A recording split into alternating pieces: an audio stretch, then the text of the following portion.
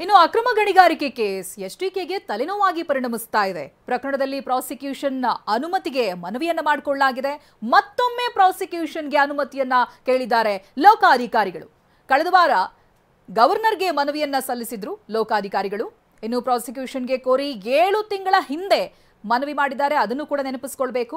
ಆ ವೇಳೆ ಏನಾಗಿತ್ತು, ಕನ್ನಡದಿಂದ ಇಂಗ್ಲಿಷ್ಗೆ ಭಾಷಾಂತರ ಮಾಡಿ ಅನ್ನೋದಾಗಿ ಸೂಚನೆ ಕೊಡಲಾಗಿತ್ತು.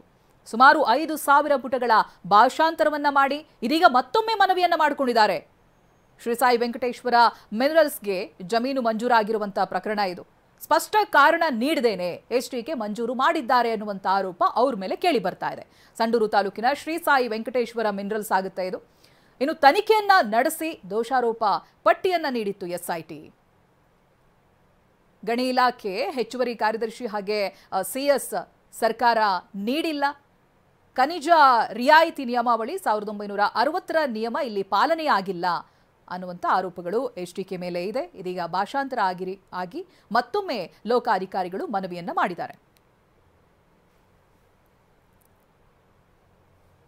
ಇನ್ನು ಎಸ್ಟಿಕೆ ವಿರುದ್ಧವಾಗಿ ಪ್ರಾಸಿಕ್ಯೂಷನ್ಗೆ ಅನುಮತಿ ಕೇಳಿರುವಂತಹ ವಿಚಾರಕ್ಕೆ ಸಂಬಂಧಪಟ್ಟ ಹಾಗೆ ಹುಬ್ಬಳ್ಳಿಯಲ್ಲಿ ಕೇಂದ್ರ ಸಚಿವ ಪ್ರಹ್ಲಾದ್ ಜೋಶಿ ಪ್ರತಿಕ್ರಿಯೆಯನ್ನ ಕೊಟ್ಟಿದ್ದಾರೆ. ಮೊದಲಿಂದಲೂ ಕೂಡ ದ್ವೇಷದ ರಾಜಕಾರಣ ನಡೀತಾ ಇದೆ, ಕುಮಾರಸ್ವಾಮಿ ಮನೆಗೆ ಹೋಗಿ ಸಿಎಂ ಮಾಡಿದವರು ಅನ್ನೋದಾಗಿ ಎಲ್ಲ ಮಾತನಾಡಿದ್ದಾರೆ. ಬನ್ನಿ ಅವ್ರೇನು ಹೇಳಿದ್ದಾರೆ ಕೇಳೋಣ.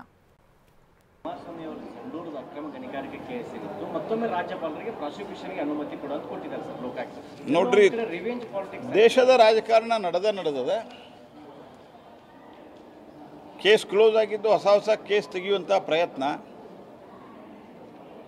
ಇವ್ರ ಬಗ್ಗೆ ಏನು ಹೇಳಿದ್ರೆ, ಯಡಿಯೂರಪ್ಪನವ್ರ ಪೋಕ್ಸೋ ಕೇಸ್ ಬಗ್ಗೆ ಪರಮೇಶ್ವರದ ಆನ್ ರೆಕಾರ್ಡ್ ಸ್ಟೇಟ್ಮೆಂಟ್ ಅದ, ನಿಮ್ಮಲ್ಲಿ ಸಿಗ್ತದೆ.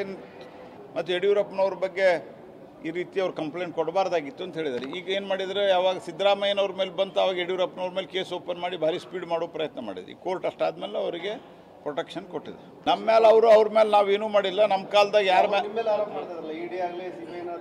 ನೋಡ್ರಿ, ಇಡಿ CBIಗೆ ಹೋಗಿದ್ದು, ಇಡಿ CBI ಇವತ್ತು ತನಿಖೆಯನ್ನು ಮಾಡ್ತಾ ಇದೆ. CBI ಮಾಡ್ತಾ ಇಲ್ಲ, CBI ಕೊಟ್ಟಿಲ್ಲ ಅವರು. ಯಾಕಂದ್ರೆ CBI ಕೊಟ್ಟರೆ ಹೋಗ್ತೀವಿ. ಇದು ಹಳೆ ಕೇಸ್ ಇದೆ. ನೀವ